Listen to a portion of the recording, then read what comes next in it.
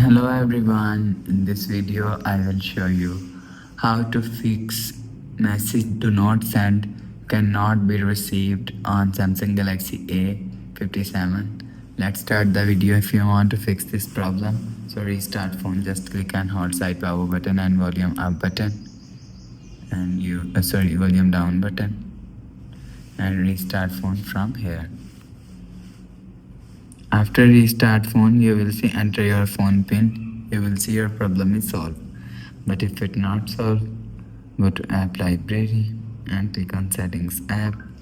Now in setting, scroll down and click on apps. After click on apps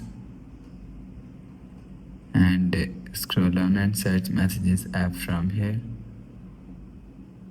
Click on messages app and click on storage. After click on storage, click on clear cache. After click on clear cache, click on clear data. Go back to home screen. You will see your problem is solved.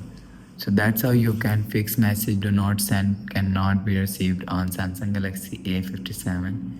If you like the video, please subscribe. Thanks for watching.